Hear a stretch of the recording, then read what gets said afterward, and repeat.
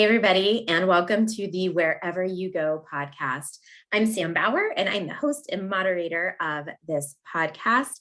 And today I wanted to talk about goal setting. It is one of my favorite things to do. It is one of my favorite topics.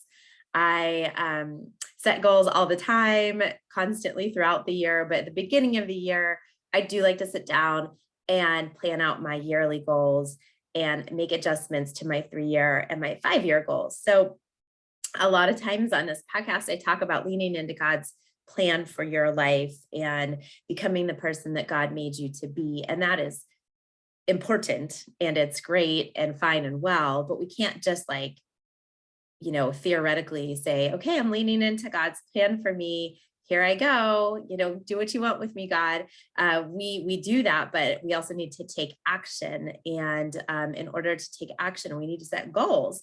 And so obviously, we set goals and they change. They don't always stay exactly the same. Maybe we adjust them due to things changing and God showing us a new direction or whatever that might be. But it's still important to put our plans down on paper or in an Excel spreadsheet if you're super nerdy like I am, and just really, plan out what we're going to do and what action we're going to take. And I would also just like to start this podcast with the whole, I've seen so many memes and posts on Facebook about tiptoeing into 2020 because the last 2 years have been hard and whatever. Guys, throw yourself into what you're doing. Don't tiptoe. Don't be afraid. Fear is the freaking enemy. And we need to go, full speed. And I mean, I realize there's time for rest and there's time for, self-care and all those things. And I believe in that as well. But I do not believe in tiptoeing into anything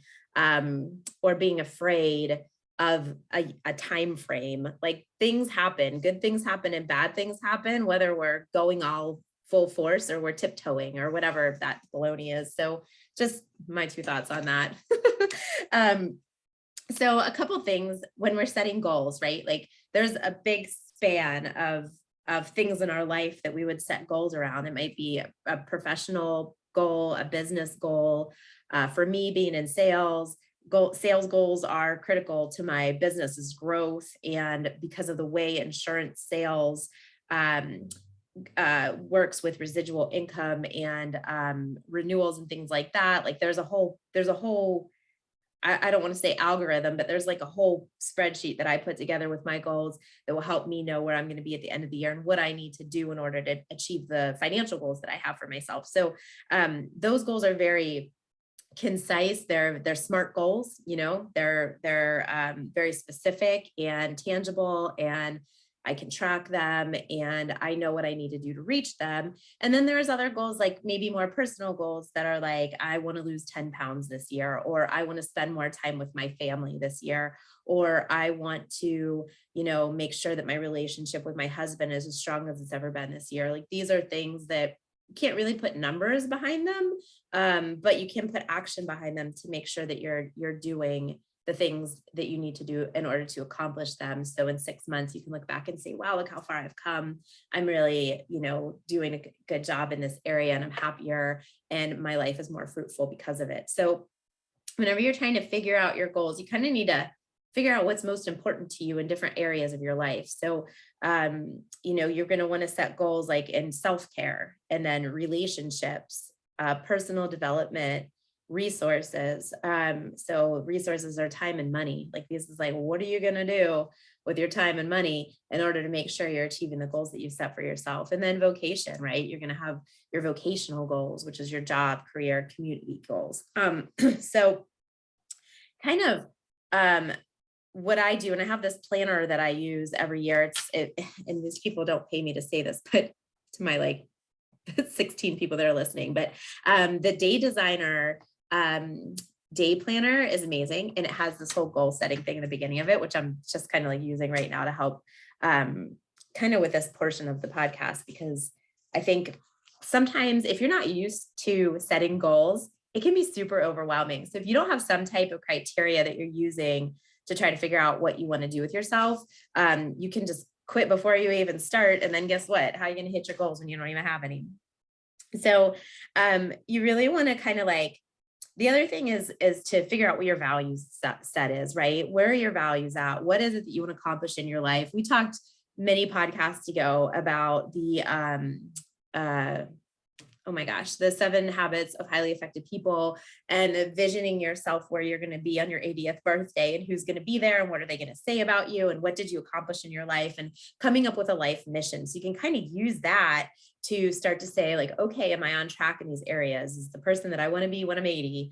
Am I, I'm 40 right now. So for me, am I halfway there? Am I doing the things that I need to do in order to become that person? And if not, let's set goals around that. So, like for me, a lot of my values, integrity, honesty, family, God, God is a value maybe, but being a person of faith and being able to exemplify that to others. My top 5 things that I want to do, and you guys need to come up with yours.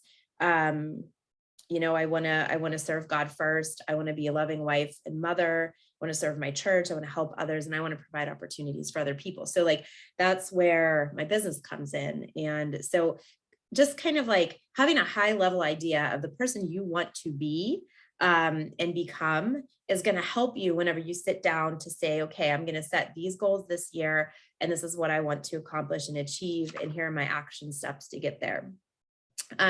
So then like what I kind of wanted just to dig into is like, once I have a goal, how do I do it? I just did a training for my organization a few weeks ago, and I got some feedback from some of the people in the training that they were relieved that I actually stepped through backing into goals because they never heard it that way, and it made it easier for them. So I'm hoping that this resonates with you all, and it helps you to be able to take your goal and put it into little chunks so that you can achieve it as you go. Because if I set a goal, I'm going to lose 10 pounds next year, I'm not going to lose them all in the first day, right? So like, we've got to spread that out. What action steps am I taking to lose 10 pounds? I know for myself, if I eat too much sugar, like the weight just sticks on me for some reason. If I cut out sugar, I lose weight quickly. So like for me, I know, okay, one of the things I need to do during this year, if I want that to be my goal, is I need to cut out sugar. I probably need to continue to not have gluten, because gluten is also one of the things that I've noticed. If I have too much of it, I get chubby and I weigh more.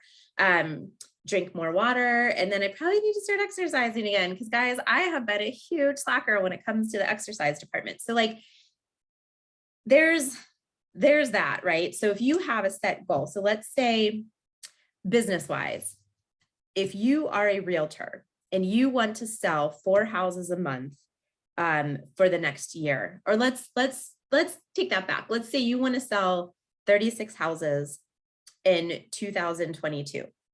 If I want to sell 36 houses, how many is that per month? So 3, right? So it's 3 a month, but we know there's seasonality, and this could be in any business. I'm just using realtors because I know a lot of them, and I don't even know what I'm talking about, honestly, when it comes to those numbers, but we can use any numbers for any goal and still get there. So I know I need to do 3 house sales per month, but I also know there's seasonality. In the summer, I'm probably going to sell more houses than I am in the winter. So I can take a month long or a year long calendar that's monthly, and I can put in to those buckets like, okay, January, I might sell 1 house, February, I might sell 1 house, March, I might sell 4 houses. And then April, May, June, July, August, those months are hotter in the real estate market. So I can probably put more into those months. And then at the end of the year, might be a little bit slower. So I might put in less houses that I'm going to sell in those.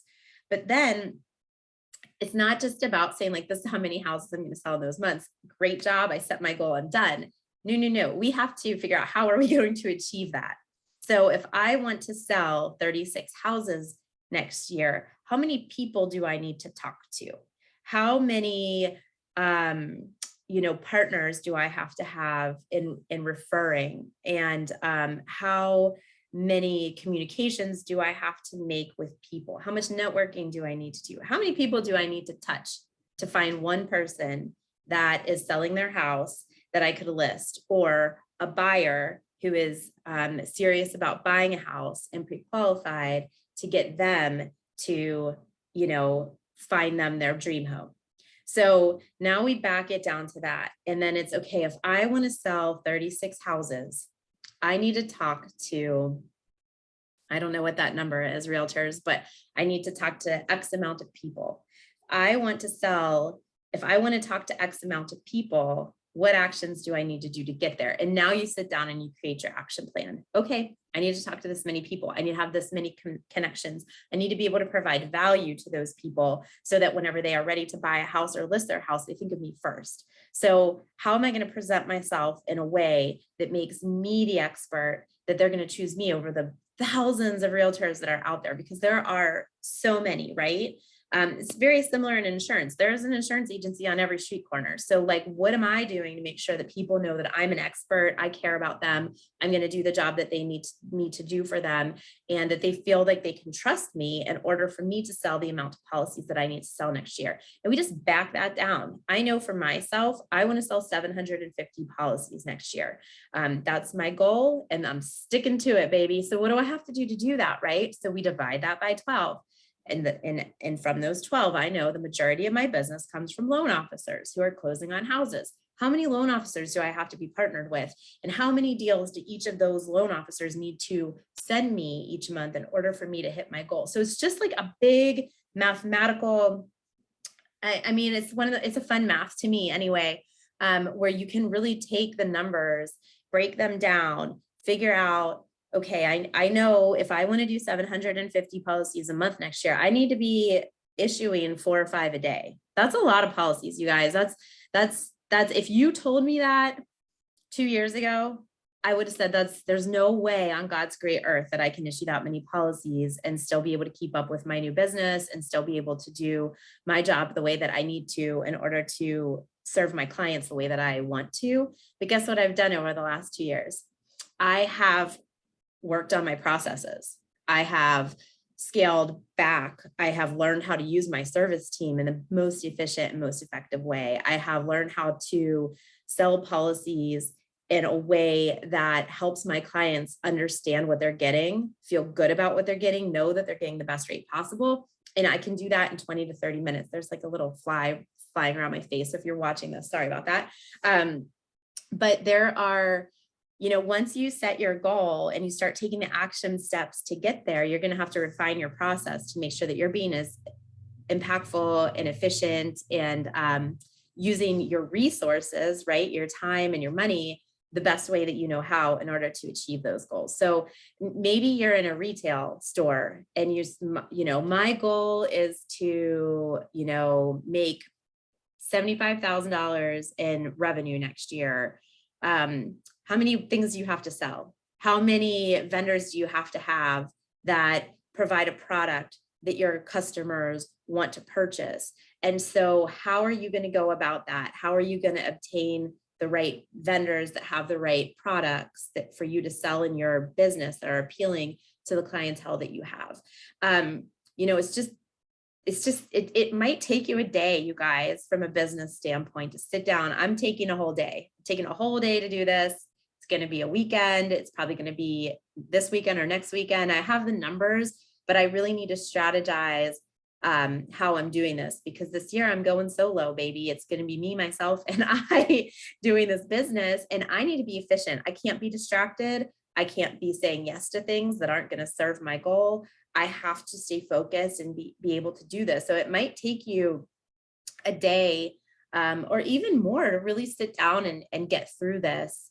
Not just setting the numbers is easy. Like, I want to make X amount of dollars next year. Okay, well, if you want to make X amount of dollars next year, how many items do you have to sell in order to do that? So you need to know your revenue. You need to know, okay, if I sell this thing for $100, what do you take from that? Maybe it's $20, right? A 20% revenue from that. Okay, so how much of that you get from that purchase goes towards overhead? How much goes towards your payroll? How much goes towards, your insurance, the things that you have to pay? And then at the end of the day, like, what amount of that do you actually get to take into your business or pay yourself with? And then scale it, baby, right? So like, all right, I know I'm going to make, for me personally, My revenue per policy is between, well, it's $125 is my average policy, what I make off of each policy I sell, but that's my franchise or franchisor takes 20% of that. So I know, all right, already off the bat, I'm down to 105 or 107, whatever it is. And so then how much, and I know I take 45% of whatever comes into the agency at this point, because that's where I am. So I know of that 125, I'm actually getting, let's just call it $100 to make it a clean number. And then I'm going to take home $45 from that. So how many policies do I need to sell in order for all those $45 to add up to what my goal is for me to take home this year? That's where I come up with my goals at, you guys. So work that out, and if you need help, ask somebody. I mean, I like doing that kind of stuff, so I'd be more than happy to help, but get a coach, get somebody who is a numbers person if you are not that, and ask for help, because that's going to help you figure it out. And then once you know how many things you need to sell, now here's your marketing. This is the fun part, at least for me as a business owner, is like, okay, I know I need 75 policies a month. I know that means I need to quote 100 because my close ratio is going to be somewhere between 65 and 80% on any given month. So I need to be quoting 100 to 110 policies per month. Where are they going to come from? This is where my partnerships come from, right? If I have 25 partners and they each send me 4 leads in a month, there's 100 leads, I'm good to go, right? But does that happen every month? No. So how am I going to stay in front of those people? How am I going to present myself? How am I going to market myself in a way that reminds them to send their people to me and know that I'm a valued, trusted resource, and I'm going to take care of their people with a white glove service, and I'm going to make sure that they're happy and all of those things. So there's that. I hope that was helpful and not like way too much me like being excited about goals and numbers. But basically, how much money do you want to make? How much money do you make off of each thing that you sell? Take that number. That's how many of those things you need to sell. And then how are you going to get there? That can be the hard part. If you need a coach or you need to pick other people's brains because you're not sure how to get started, do what you got to do, but do it. Jump into it. Try different things. Fail at different things. Be good at different things. And once you figure out what you're good at, exploit the heck out of that. I am really good at building relationships. I love people. It's been a strength of mine forever. I'm fascinated by people. I think I want to learn all about them. I want to know what makes them tick and why they do what they do and what their goals are. And I want to help them achieve that. That is my thing. And so I know for me, building business relationships is something that I'm very good at. I'm very comfortable with it. I actually love it. I love the people that I work with. And so that's how I get my business. I build business relationships. Some people are really good at social media. I am okay at social media. I put it out there and I do my best. And, I do think I get some business from it, but it's not the key of my business. Other people I know do very, very well on social media. So if that's your thing and you're good at it and it's working for you, keep doing what you're doing. Whatever that is, do it and do it as good as you can. And so then like some of your more personal goals, like how do we do those? So if you want to strengthen your marriage, so one of your goals this year might be, I want to have a date with my husband once every month. And that might sound like not a lot to some of you. I've heard people say they want to go on a date with their husband once a week.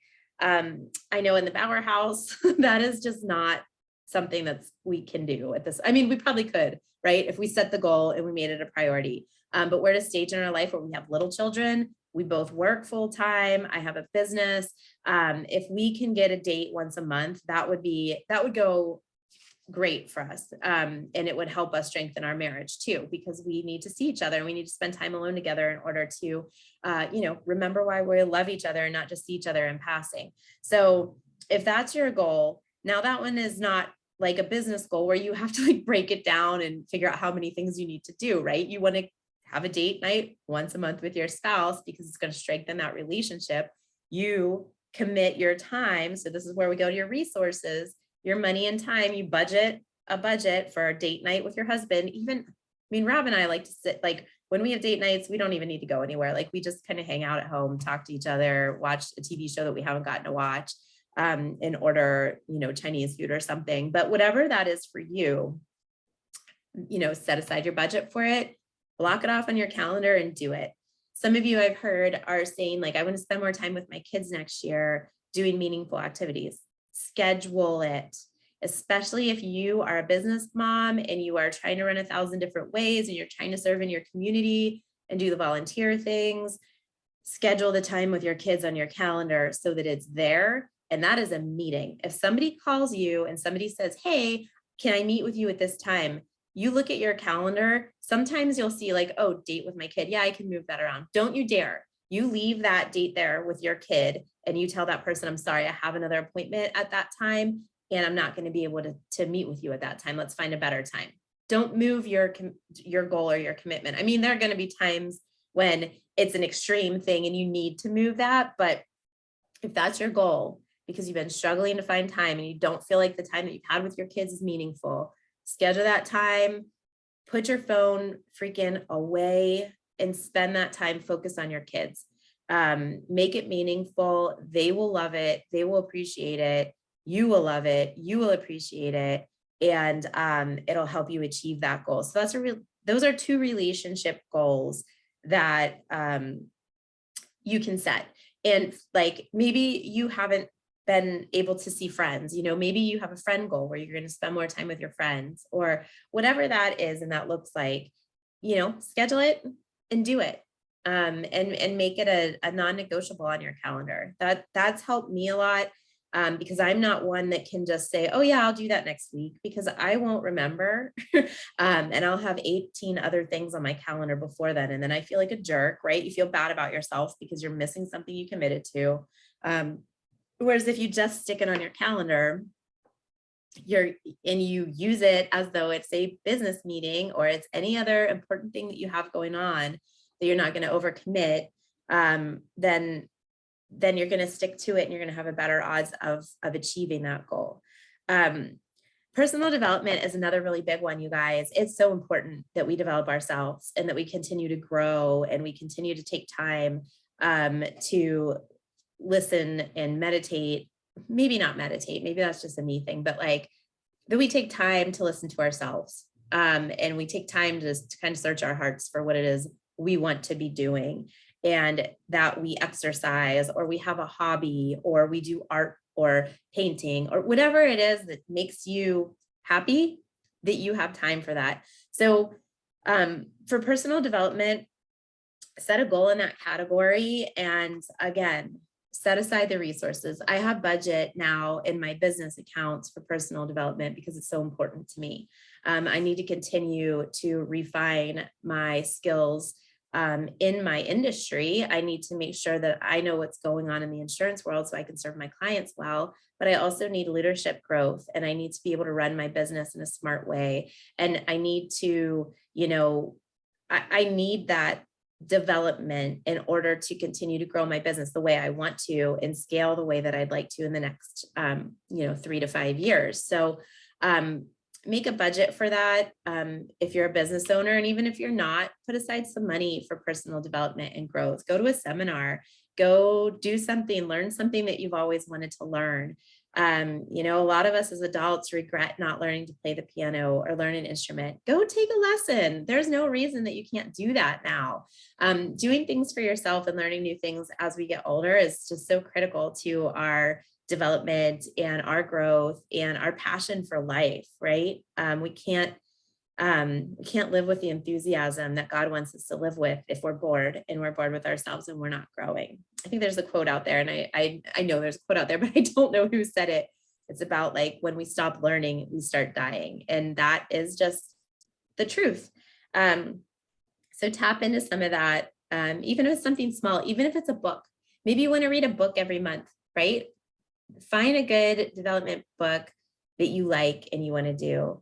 And then my big goal last year that is can continue to be a goal for me, is now become a habit, is making sure I'm spending time with God. I kind of got into this rut in 2020 where I felt like I didn't have time, which is ridiculous. but I'm sure some of you have been there, right? Where you're like busy, you feel like you've got the kids, you've got your business, you've got all these goals that you've set. When do I have time to read the Bible? Or, I'll do that in my spare time was always my thing. Oh, when I get time, I'm going to do that. Guess who never found the time?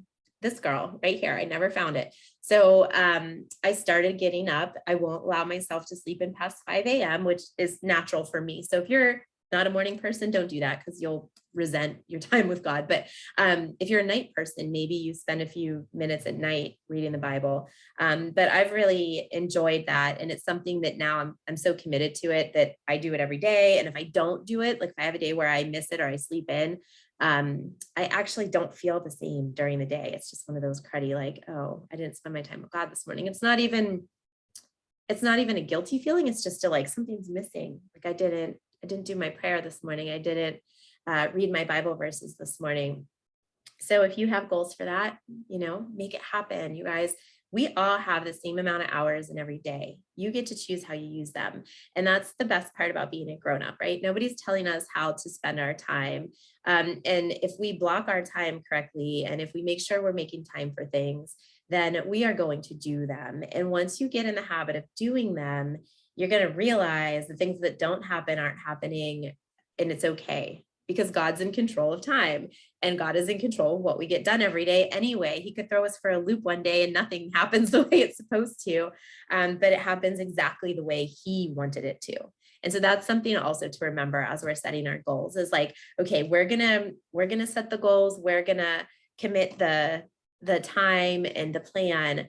But at the end of the day, God is going to direct our steps. So it might not always happen exactly the way we want it to, but it's so important that we set those goals. We take the action steps. We set aside the time. And please don't be afraid to set big, fat, amazing goals, because if you shoot big and you miss, you're still missing big. If you shoot average and you miss, you're shooting below average. And who wants to do that? Like, come on, God made us to be amazing and incredible. He made you to be specific and purposeful and amazing. He didn't make you to be average. So let's set some goals that matter. I'm really I like the idea of doing the vision boards and like mentally thinking about where we're going to be in 5 years. And I like the ideas of, doing kind of all of those projecting type activities, and those things are great. But if you're not writing down specific goals and action plan to get there, all those vision boards are kind of pointless, right? So do those things and have the bucket list. I love the idea of having a bucket list of things, like maybe this year you want to take a great vacation to Alaska, or you want to buy your dream house, or you want to pay off all your debt. Yes, those are amazing things to do. So put those out there into the universe, but also start taking the steps to make them happen. And I think by dreaming big and by having those big plans and by having those big goals, we start to think in a way that attracts the resources and helps us develop the time to achieve those goals. So that's my 2 cents on those things. I really do think that having those big visions is important. Having huge goals is important. And then being prayerful about it. So as you're setting your goals, start praying about, God, what do you want me to achieve this year? What can you do with me? And you might be surprised what he says. And if he's saying, I want you to do this big giant thing, don't you dare tell him no. Take that, say, okay, God, I know that you don't call the qualified, you qualify the called. And I'm going to step into this, even though I don't feel like I know how I'm going to do it, because you're asking me to, or you put it on my heart. So I'm going to start peeling back the onion, right? I'm going to start taking steps toward what you're calling me to do, and watch what happens, you guys. The right people, the right resources, all of a sudden a book's going to pop up that's about what you want to achieve, or you're going to meet somebody who knows a lot about that. But staying in prayer about the things you want to achieve are critical. And then taking that action, right? We can't sit around and tiptoe into 2022, which is guys, don't tiptoe. Freaking, I don't know. I might be a bull in a china shop, but I'd rather give it my all and fail than tiptoe and have little weenie success. Like that's not the thing that God's calling us to do. And so don't tiptoe, run full force, try your best every day, give it your all. At least you can say you gave it your all. If you don't succeed, or if God has a different plan for you, a different calling, you're going to find out a whole lot faster when you're running than you are whenever you're tiptoeing. So one Bible verse that rung into my heart this morning that I wanted to share was part of my Bible study today, is Hebrews 10:35 and 36, where it is said, therefore, do not throw away your confidence, which has great reward, for you have need of endurance, so that you may do the will of God and receive what is promised. So I think what he's saying here is, do not throw away your confidence that God has a plan for you. Don't throw away your confidence in God. Don't throw away your confidence in Jesus. Stay true to the fact that we know that God is the God of everything, and he created everybody, and he brought Jesus to this earth as a human being to save us from our sins so we could have eternal life in heaven if we have confidence in our belief. And we know then that God made each of us with a divine purpose to achieve whatever it is that he wants us to achieve. And there's nothing that's going to stop that, you guys. Nothing. Again, he doesn't call the qualified, he qualifies the called. So have faith in your call. For you have the need of endurance. And some versions will say persistence here. And I love persistence as a word. I love it I am probably the most persistent person I know, which is annoying to many people, but it's how God made me. But that endurance in Christ's love, that endurance in your faith, that endurance in hoping and knowing and trusting that God already has that plan. He's kept his promises to us in the past. He's keeping his promises to us today. He's going to keep his promises to us in the future. That you may do the will of God and receive what is promised.